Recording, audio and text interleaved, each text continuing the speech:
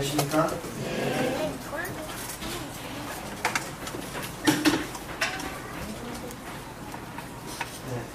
바로 말씀드리겠습니다.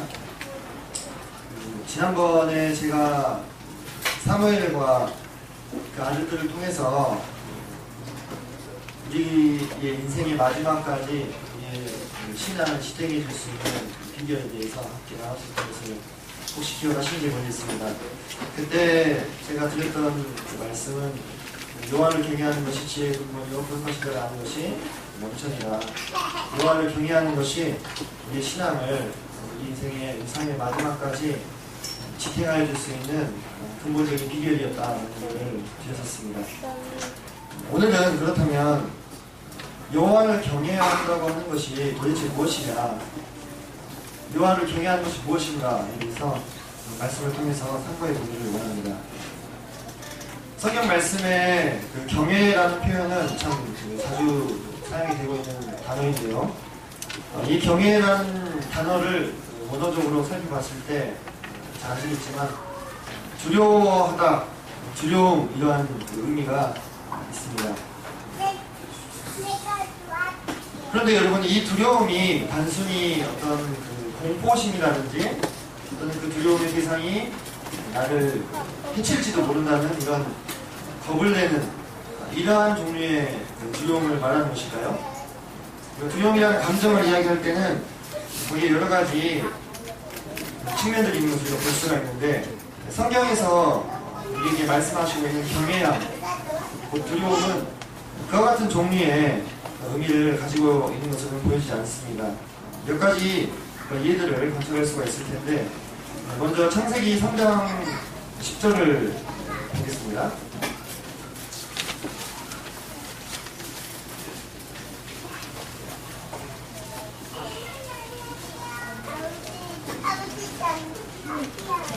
삼 장 10절 말씀을 제가 갖다 드리겠습니다. 이르되 내가 동산에서 하나님의 소리를 듣고 내가 보섰으므로 두려워하여 숨었나이다. 지금 아담이 하나님에게 드리는 말씀이죠.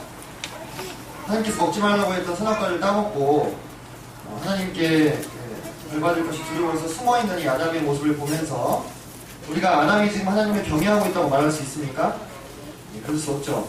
그래서 단순히 대상을 두려워하고 또 공포심을 갖는 것이 경외함이다라고 볼 수는 없다는 생각이 듭니다. 한 가지 더, 골리앗이 이스라엘을 쳐들어왔습니다. 그래서 40일 동안이나 무력 시위를 했었는데, 그때 골리앗의 그 풍채와 위용이 너무나 두려웠기 때문에 이스라엘 백성들이 이렇게 얼어 있었죠. 두려워하고 있었습니다. 그 상황을 보고 우리가 이스라엘 사람들이 골리앗을 경외하고 있다고 말하지는 않습니다. 두 가지 예를 통해서 우리는 하나님께서 말씀하신 이 경외함의 감정이 단순히 대상을 공포스럽게 여기고 벌받을 것이 두려워서 숨는 감정을 의미하고 있다는 것은 아님을 우리가 확인할 수가 있습니다.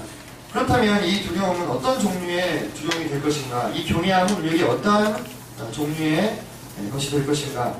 성경에서 하나님을 경외하는 사람들이 등장하는 장면들을 통해서 이 부분을 좀 더 관찰해 보기를 원합니다.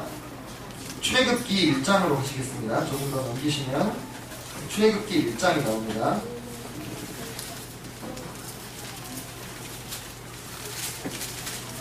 제가 오늘 성경 속에 있는 여러 장면들을 여러분에게 제시를 해드릴 것입니다. 경외함은 이것이다 라고 제가 정의를 내려드릴 수도 있겠지만, 제시되는 여러 가지 장면들을 친히 관찰하시면서 성도님들 각자의 마음속에 하나님을 경외하는 것이 무엇인가에 대한 나름대로의 정의가 내려지시기를 원하는 마음이 있습니다. 왜냐하면 우리는 모두 각자 처한 상황과 형편이 다르기 때문에, 또 하나님에 대해서 경험하고 배우는 것들이 물론 커다란 맥락에 있어서는 같지만 개인적인 경험에 대해서 차이가 있을 수 있기 때문에, 우리 삶 가운데서 내가 하나님을 어떻게 경외할 것이며 하나님의 경외함이 나에게 무슨 의미가 될 것인지는 주님께서 여러분의 마음 가운데 각각 답을 주시지 않을까 하는 생각을 해보게 됩니다. 1장 17절을 보시면, 그러나 산파들이 하나님을 두려워하여 애굽 왕의 명령을 어기고 남자 아기들을 살린지라, 이렇게 나옵니다. 21절을 보시면, 그 사람파들은 하나님을 경외하였으므로 이렇게 나옵니다. 여기 우리가 이름도 알지 못하는 히브리의 사람파들이 나오는데 이들은 지극히 평범한 사람들입니다. 우리가 알고 있는 어떤 그 특별한 능력을 베풀었던 선지자들이나 왕의 그런 왕과 같은 출신의 사람이 아니죠. 지극히 평범하고 보통 사람입니다. 그런데 그들이 하나님을 두려워하여 애굽 왕의 명령을 거역하였습니다. 그리고 이스라엘의 아이들을 살리죠. 남자아이들을. 근데 그것에 대해서 하나님은 어떻게 평가하시냐면 하나님을 경외한다 이렇게 얘기를 하고 있습니다.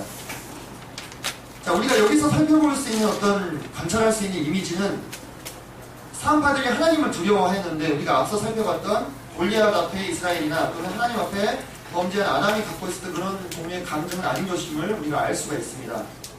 이 장면에서 우리가 오히려 관찰할 수 있는 이미지가 있다면 제 입장에서는 이것은 하나님을 신뢰하고 있는 사람파들의 모습이었습니다.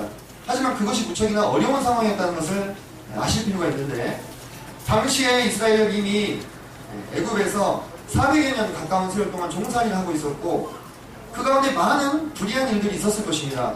애굽 사람들이 불의하게 이스라엘 사람들을 핍박하고 못 살게 굴었던 많은 상황들 속에서 하나님이 침묵하고 계시던 상황이었습니다. 그리고 그 애굽을 통치하고 있던 바로는 히브리 사람들이 보기에 마치 무엇처럼 보였겠습니까? 살아있는 신처럼 보였던 것입니다. 그 사람의 말 한마디면 사람의 생명이 죽고 사는 상황이었습니다. 황무지 같던 평야에 피라미드가 세워지고 거북문이 세워지고 성이 세워지고 그 바로라는 왕의 말 한마디면은 이 불가능한 것이 가능하게 되는 그런 시대를 살았던 사람입니다. 심지어 이 히브리 사람들은 하나님을 전에 경험한 적이 없는 태어날 때부터 애굽 땅에서 태어나서 평생을 애굽 땅에서 살아온 사람인 것을 주목하시길 바랍니다. 그들은 야곱의 집계 70명이 애굽으로 들어올 때 그 가운데 포함됐던 사람들이 아닙니다. 그 사람들이 다 죽었죠. 다 죽고 새로 태어난 사람들입니다. 그럼에도 불구하고 그들이 마치 살아있는 신과 같은 바로 왕을 두려워하지 아니하고 하나님을 두려워할 수 있었던 것은 그분에 대한 강한 신뢰가 아니고서는 설명할 수 없는 그와 같은 반응의 행동이었던 것입니다. 무엇입니까? 바로보다 하나님이 더 강하시다는 것을 마음 가운데 굳게 믿고 있었다는 사실입니다. 우리는 이와 같은 신뢰의 마음을 보이는 자들에 대해서 하나님을 경외한다라고 표현하는 것들을 관찰할 수가 있는데요. 더 뚜렷하게 우리에게 나타나는 장면이 있습니다. 바로 모리아산에서입니다. 성경에 잘 아시다시피 모리아산 꼭대기에서 하나님께서 아브라함에게 이삭을 바치라는 명령을 받고 아브라함이 자기 아들과 함께 모리아산을 이렇게 떠나게 되죠. 따로 말씀을 찾지는 않겠습니다. 그런데 거기서 아브라함이 주저하지 않고 그 말씀을 받은 다음날 아침 일찍이 일어나서 여잔을 끌어가지고 떠나는 것을 우리가 보게 됩니다. 자, 아브라함은 왜 이삭을 하나님께 드리기를 주저하지 않았을까요? 아브라함이 내가 혹시라도 이삭을 안 바치면 하나님한테 내가 벌받고 내가 혼나고 그게 두려워서 즉각 움직였을까요? 저는 그렇게 생각할 수가 없습니다. 저도 아비된 입장에서 차라리 내가 벌을 받더라도 자식을 살리고자 하는 것이 보편적인 부모들의 심정인 것이죠. 그렇다면 그때 당시에 아브라함의 발걸음을 움직이게 했던 아브라함이 즉각적으로 하나님의 말씀에 순종하여 길을 떠나게 했던 그 마음은 무슨 마음이었을까? 그것은 하나님에 대한 굳은 신뢰였다는 것입니다. 이것을 통해서 아브라함은 어떠한 말씀을 하나님께 받았습니까? 내가 참으로 이제야 너가 나를 경외하는 줄을 아노라. 이렇게 놀라운 말씀을 하나님부터 받는 것을 볼 수가 있습니다. 아브라함은 정말로 이삭을 죽일 생각이었습니다. 그랬죠? 아브라함은 어떻게 생각했습니까? 우리가 히브리서를 통해서 확인할 수가 있는데 일단 자신이 이삭을 죽이면 하나님이 다시 살려줄 것을 생각했다는 거예요. 자기 자식의 가슴팍에 단돌을 꽂을 생각을 하고 모리아산을 올라간 것입니다. 그와 같은 아주 극적인 상황 속에서 우리가 관찰할 수 있는 경외함의 어떤 이미지는 무엇입니까? 그분에 대한 무한한 신뢰. 그분이 반드시 내 자식을 이삭을 다시 살려주실 것을 믿는 그와 같은 신뢰의 마음이지 않나 이 생각을 해보게 됩니다. 방금 같이 살펴봤던 두 가지 예를 통해서 우리가 하나님을 경외한다는 것이 무엇이냐 라고 누군가 우리에게 물어봤을 때 대답할 수 있는 좋은 답이 있다면 그것은 하나님을 신뢰하는 모습이지 않겠는가 라고 정의를 내릴 수가 있겠습니다. 둘째로 사무엘 3으로 가시겠습니다. 제가 말이 좀 빠르죠? 네, 죄송합니다. 24장입니다. 구약성경 450장입니다.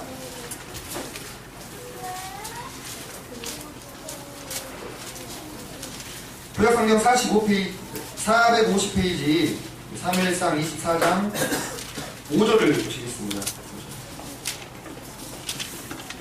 자, 또 한번 관찰해 보시기 바랍니다. 하나님을 경외한다는 것이 무엇인지.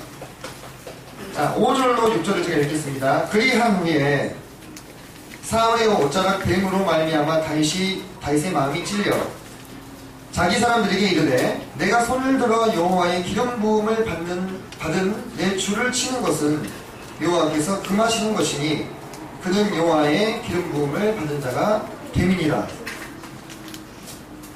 사무엘상 24장입니다. 자, 이 장면은 성경님께서도 잘 아시다시피 다윗이 가만히 사울의 옷자락을 베어 나오는 장면입니다. 그는 사울을 어떻게 할 수도 있었습니까? 죽일 수도 있었어요. 하나님이 다윗의 손에 사울을 붙여주신 것처럼 보였습니다. 그런데 그는 그렇게 하지 않았습니다. 그리고 다만 옷자락만 베었을 뿐입니다. 그런데 다윗이 지금 어떤 것을 느끼고 있습니까? 양심의 가책을 느끼고 있어요. 이 양심의 가책이라고 하는 것은 추상적인 어떤 느낌이 아니죠. 실제적인 것입니다. 실제적으로 마음 가운데 느껴지는 감정입니다. 근데 그가 마음속에 양심의 가책을 느꼈던 이유가 참으로 놀라운데 여호와의 기름 부으심을 받은 자를 손으로 치는 것은 하나님께서 금하시는 것이다. 이렇게 이야기를 하고 있습니다. 다윗은요 어떻게 보면 사울을 친 것도 아니에요. 다만 그의 옷자락을 살짝 베어간 것 뿐입니다. 그럼에도 불구하고 그가 그와 같은 양심의 가책을 느꼈던 것이 사울 때문입니까? 근본적으로 누구 때문이겠습니까?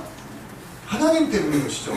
사울이라는 그 사람이 누구에게 기름 부음을 받은 사람이기 때문에 하나님에게 기름 부으심을 받았기 때문에 사울 그 본인이 어떤 가치가 있고 어떤 특별한 사람이라기보다도 그를 세우신 하나님의 권위와 질서를 인정하는 마음이 그 안에 있었기 때문에 그는 마음 가운데 양심의 가책을 실제적으로 느꼈던 것입니다. 저는 이 장면 속에서 하나님을 경외한다는 표현이 따로 쓰인 것은 아니지만 저는 다윗이 얼마나 하나님을 경외하는 자인가를 면면히 보여주고 있는 본문이 아닌가 하는 생각을 많이 했습니다. 하나님이 하나님 되심을 인정하는 것, 하나님께서 만유의 주가 되심을 마음 가운데 인정하는 태도를 취하는 것이 바로 그것이 하나님을 경외하는 정말 가장 확실한 모습이 아니겠는가 라는 생각을 해보게 됐습니다. 아무도 다윗에게 그 옷자락을 벤 것으로 정죄하지 않았어요. 스스로도 정죄할 필요가 없었습니다. 그는 사울을 죽이지 않았잖아요. 하지만 그는 하나님의 눈길을, 하나님의 그 권위를 마음 깊이 인식하고 있었던 사람입니다.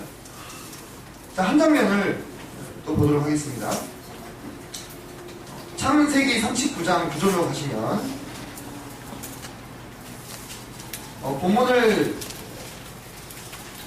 제가 빨리 찾아서 읽도록 하겠습니다. 39장 9절을 보시면 중간부터 제가 읽겠습니다. 그만한 것은 당신뿐이니 당신은 그의 아내이니라. 그런즉 내가 어찌 이 큰 악을 행하여 하나님께 죄를 지으리까. 이렇게 나옵니다. 또 이어서 창세기 39장 12절을 보겠습니다. 11절 후반부터 보겠습니다. 그 집 사람들은 하나도 거기에 없었더라. 그 여인이 그의 옷을 접고 이르되 나와 동침하자. 그러나 요셉이 자기의 옷을 그 여인의 손에 벌려두고 밖으로 나가네. 자, 잘 아시는 에피소드이기 때문에 자세한 설명은 필요 없을 것 같습니다. 당시의 집에는 누구밖에 없었습니까? 네, 요셉과 보디발의 아내밖에 없었어요. 만약에 요셉이 거기서 보디발의 아내 동침한다 하더라도 아무도 모를 상황이었습니다. 그냥 둘만의 아주 은밀한 비밀로서 끝날 수도 있는 상황인 거예요. 그런데 요셉이 어떻게 합니까? 그 자리를 박차고 도망가는 행동을 취합니다. 도망을 갑니다. 어떻게 이것이 가능한 것이겠습니까? 요셉이 그를 살피시는, 그와 함께 하시는 하나님을 의식하고 있었다는 거예요. 하나님의 하나님 되심을 인지하고 있었던 것입니다. 하나님의 하나님 되심, 추상적인 표현입니까? 좀 더 풀어서 설명을 드리겠습니다. 하나님이 어떤 분이신가? 그분의 속성과 그분의 성품, 그분의 전지전능하심, 그리고 그분의 무소부재하심, 모든 우주 가운데 거하심, 그리고 그분은 선을 장려하시고 악은 징벌하시는 분, 또 그분은 질서의 하나님, 또 그분은 인자와 자비가 풍성하신 하나님, 영원하신 하나님, 거룩하신 하나님이신 것을 우리가 마음 가운데 그대로 인정하고 받아들이는 것이 하나님을 경외하는 한 모습이 아닌가 하는 생각이 들었습니다. 다윗도 그랬고요, 요셉도 그랬습니다. 아무도 모르고 넘어갈 수 있는 부분이었습니다. 하지만 그들은 그렇게 행하지 않았다는 것입니다.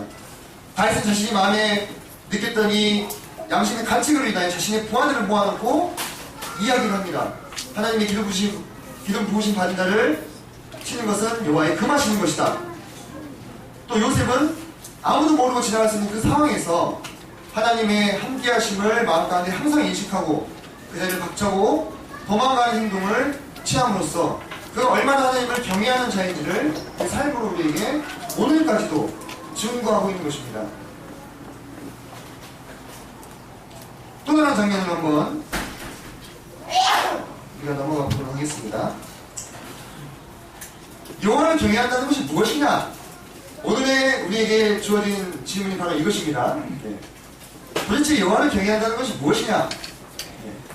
첫째는 제가 신뢰에 대해서 말씀드렸고, 또 둘째는 인정함에 대해서 말씀을 드렸는데, 세 번째로 잠언으로 가서 잠깐 더 살펴보도록 하겠습니다.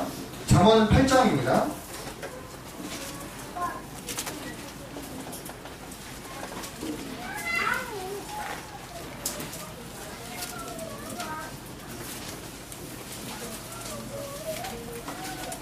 잠언 8장 13절 말씀입니다. 구약성경 919페이지입니다.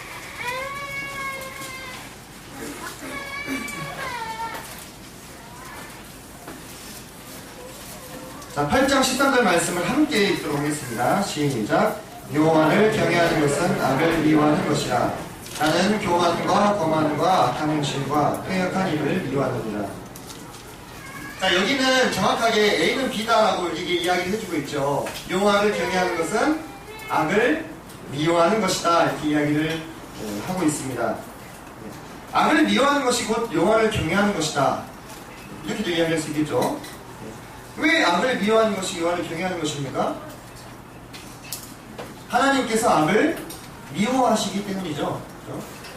하나님이 미워하시는 것을 미워하는 것, 하나님이 선하게 여기시는 것을 선하게 여기는 것, 이것이 하나님의 경외가 될 수 있습니다.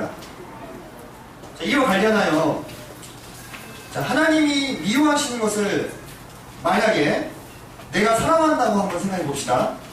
자, 그 상황이 하나님에게 어떻겠습니까? 하나님의 마음을 많이 아프게 하고 또 불편하게 하는 상황이 되는 겁니다. 그렇죠? 근데 우리 삶 가운데서 우리는 자주 그러한 모습들을 보이고 있는 것을 관찰할 수가 있습니다. 뭐 다른 분 떠올리실 거 없이 자기의 모습을 한번 떠올려 보시기 바랍니다. 네. 우리가 옳은 것이 무엇인지는 알고 있어요. 여호와를 경외해야 한다는 것도 알고 있죠. 앞서 말씀드린 것처럼 여호와를 신뢰해야 되고 여호와를 인정해야 되고 그분을 믿어야 되고 다 알고 있습니다. 하지만 잘 안 됩니다. 우리 안에 이 거하고 있는 옛 성품으로 인해서 우리가 자주 죄의 유혹에 넘어지고 죄를 짓는 것을 실제로 볼 수가 있습니다. 자, 그렇다면 우리가 잠언 8장 13절 말씀에 비춰봤을 때 우리는 여호와께서 미워하시는 것을 행하고 있는 자들이 되는 것입니다. 다른 말로 하나님을 경외하지 못하는 자들이 되고 있다고도 볼 수 있습니다. 그러나 이제 우리가 이 말씀을 듣는 것은 그와 같은 모습에서 이제 탈피해서 더 하나님을 경외하는 자가 되기 위함이 아니겠습니까? 그것을 위해서 우리가 관찰해야 될 것이 하나가 있습니다. 자, 여호와를 경외하는 것은 악을 미워한다. 왜 그렇게 말씀하셨을까? 좀 더 깊이 생각해 보도록 하겠습니다. 여호와 하나님께서 미워하시는 것을 우리가 행할 때 아까 말씀드렸던 것처럼 하나님의 마음이 아프고 불편한 것을 우리가 알고 있습니다. 그렇죠? 그런데 우리가 때로 여러분들 우리가 사랑하는 대상이 있을 때 그 사랑하는 대상이 싫어하는 행위를 함으로 그 대상의 마음이 아프고 상처를 입는 것을 원하는 사람이 있습니까? 우리 가운데? 그런 분들은 없죠. 내가 사랑하는 대상이 있다면 그 대상의 마음을 편안하게 해주고 그 대상의 마음을 위로해주고 좋게 해주기를 원하는 것이 인지상정입니다. 정말로 진정으로 사랑하는 대상에 대해서요. 여호와를 경외하는 것이 악을 미워하는 것이다. 곰곰이 저는 생각해보면서 왜 그것이 여호와를 경외하는 것이라고 말씀하셨을까? 우리가 하나님을 진정으로 사랑하게 된다면요, 하나님을 진심으로 깊게 생각한다면 우리가 행하는 이 행동들이 얼마나 하나님의 마음을 아프시게 할까 라는 인식에 도달하게 될 것 같다는 생각이 있습니다. 내가 지금 하고 있는 이 행동, 내가 취하고 있는 이 행동, 내가 선택한 이 행위로 인해서 내가 정말로 사랑하는 이 하나님의 마음이 얼마나 아프시며 얼마나 찢어지시며 얼마나 상하게 될 것인가를 생각함으로 말미암아 이 행동을 거절하는 데까지 나가는 것입니다. 이것이 진정한 경외가 아닌가 생각하게 됐습니다. 자, 이 모습을 우리에게 가장 직접적으로 보여주신 분이 누구십니까? 예수 그리스도입니다. 지금부터 우리 겟세마네 동산을 한번 가보도록 하겠습니다. 성도님들 마음 가운데 겟세마네 동산을 한번 떠올려 보시기 바랍니다. 올리브 나무가 이렇게 자라고 있습니다. 여기 하면 수천 년대 올리브 나무들이 있습니다. 그 숲 사이에서 캄캄한 어둠 가운데서 하나님 앞에 예수님이 완전히 엎드려져서 피와 같은 땀방울을 흘리면서 기도하고 있는 장면을 한번 떠올려 보시기 바랍니다. 그때 우리 주님의 이 고백은 참으로 놀라운 고백입니다. 뭐라고 말씀하시냐면 나의 원대로 하지 마옵시고 아버지의 원대로 되기를 원하나이다, 이렇게 말씀을 하십니다. 자, 참으로 놀라운 장면인데 이 성경뿐만 아니라 이 창세 전, 아마 시간이 존재하기 전까지 다 통틀어서도 하나님의 원함이 서로 엇갈리는 장면이 묘사된 것은 여기밖에 없다고 저는 생각이 됩니다. 주님이 원하시는 것은 무엇이었습니까? 할 수만 있다면 이 잔을 내게서 옮겨주시라는 것이었어요. 그런데 아버지 하나님의 원함은 무엇입니까? 아버지 하나님의 원함은 예수님께서 십자가에서 처참하게 죽으셔가지고 그분이 계획하신 구원의 사역이 완전히 이루어지는 것이었어요. 주님의 원함과 하나님의 원함이 서로 충돌할 때 주님은 어떤 기도를 하셨습니까? 아버지의 원대로 되기를 원하나이다. 왜요? 주님의 원대로 이루어진다면 주님의 마음에 흡족함이 있으시겠지만 그 원대로 되었을 때 포기되어야 되는 것은 무엇입니까? 아버지의 원이에요. 그죠? 누군가 한 명의 원함은 포기되어져야 되는 것입니다. 주님은 자신의 원대로 되었을 때 자기가 느낄 기쁨보다도 자신의 원대로 되었을 때 하나님이 느끼신 슬픔이 더 감당할 수 없는 것이었기 때문에 하나님께 그렇게 기도를 드린 거예요. 내 원대로 하지 마옵시고 아버지의 원대로 되기를 원하나이다. 왜요? 주님이 너무나 하나님을 사랑하셨기 때문에, 주님이 너무나 아버지 하나님을 사랑하셨기 때문에 자신이 자신의 생명보다 더 사랑하는 아버지 하나님이 그 하나님의 원이 이루어지지 않는 것을 볼 자신이 없었던 거예요.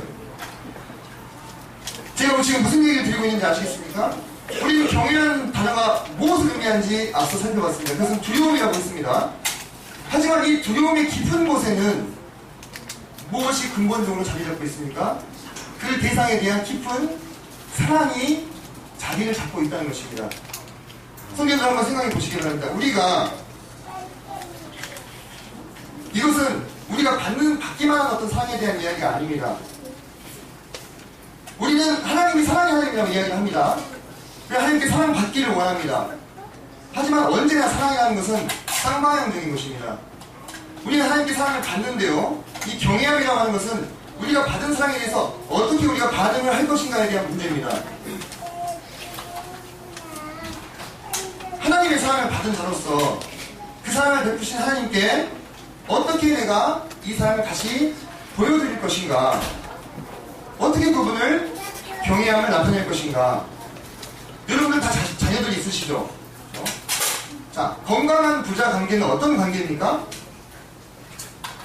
서로 사랑을 주고받는 관계입니다. 그렇죠?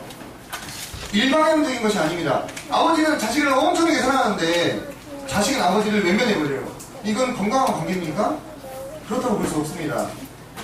물론 항상 누구의 사랑이 더 큽니까? 네, 아버지의 사랑이 훨씬 더 큽니다. 이것은 천상의 원리입니다. 하나님 아버지의 사랑이 우리보다 더 크시죠? 항상. 하지만 그에 대한 합당한 반응이 아들로부터 있는 거예요. 자녀로부터 있는 것입니다. 그것이 아버지보다 크다 작다 그 문제가 아니라 사랑의 반응이 있는 것이에요. 내가 정말로 아버지를 사랑한다면 그 아버지가 싫어하시는 행동들을 하고 싶어 하지 아니하는 거예요. 아들로서. 내가 잘못된 행동을 하고 나쁜 행동을 하면 아버지가 나를 불러다가 매를 때리고 나를 훈계하고, 그게 두려워서 그 행동을 안 하는 것입니까? 그것은 저는 건강한 관계가 아니라고 생각합니다. 물론 그것이 필요한 부분이 있지만 그거보다 더 나아간 관계는 무엇입니까? 내가 너무나 사랑하는 아버지이기 때문에, 나를 너무나 사랑해 주시는 그분이기 때문에 그분의 마음을 상하게 하는 것을 내가 원치 않는 거예요. 그분을 실망시켜 드리고 싶지 않은 겁니다. 여러분들 조금씩 이해가 되십니까? 우리가 참으로 잡아나가야 될 경외함의 이 이미지가 무엇입니까? 경외함의 본질이 무엇입니까? 우리가 우리 아버지를 너무나 사랑하기 때문에, 우리 하나님이 내게 너무나 큰 사랑을 주셨기 때문에 그분의 마음을 상하게 하는 행동들을 우리가 스스로 버리는 것입니다. 그러니까 하나님을 사랑하는 마음으로요. 어떤 형벌에 대한 두려움, 그러니까 하나님의 심판, 그분의 어미하심이 두려워서 죄를 버리고자 하는 것은 한두 번의 효과가 있습니다. 하지만 그것은 근본적으로 우리의 태도를 변화시켜주지 못합니다. 하나님께서 이미 구약성경을 통해서 그와 같은 인간의 본성을 다 시험하셨습니다. 그 시험 결과가 나왔어요. 실패라고. 이스라엘 백성들한테 하나님께서 어떻게 나타냈습니까? 불과 연기로서 나타냈습니다. 시내산에 하나님께서 강림하셨을 때 이스라엘 백성들이 감히 그 앞에 나아가지 못했어요. 두려워서 죽을까봐. 모세한테만 가서 말씀을 받아서 나에게 해주십시오 이렇게 얘기하지 않습니까? 하지만 그렇게 두려운 하나님을 경험한 이스라엘 백성들이 거룩한 삶을 살았습니까? 그렇지 못했다는 거예요. 얼마나 빨리 부패했습니까? 얼마나 빨리 금송아지 우상을 만들었습니까? 하나님은 그것이 아니라고 말씀하시는 겁니다. 여러분, 만약에 우리가 어떤 잘못을 행할 때마다, 어떤 나쁜 생각을 할 때마다 하나님이 공중에서 나타나셔가지고 꿀밤을 이렇게 때리면 우리가 하나님을 경외하게 될 것 같습니까? 그렇지 않아요. 오히려 우리는 숨어버리는 것입니다. 하나님을 멀리 떠나서 도망가 버리는 거예요. 하나님이 얼마든지 그렇게 하실 수 있어요. 그분을 만홀히 여기고 그분을 가볍게 여기는 대상들에 대해서 즉각적으로 심판하실 수 있습니다. 하지만 그것이 하나님을 근본적으로 경외하는 마음을 끌어내지는 못하는 거예요. 그래서 하나님께서 오래 참으시고 어떻게 우리가 반응하기를 원하시는 것입니까? 아들로서 그 사랑하는 아버지의 마음을 상하지 않게 하기 위해서 그 깊은 마음에까지 우리가 나아가기를 원하시는 거예요. 제가 방금 드린 말씀을 가장 잘 표현한 말씀이 성경에 있습니다. 로마서 8장으로 가시겠습니다.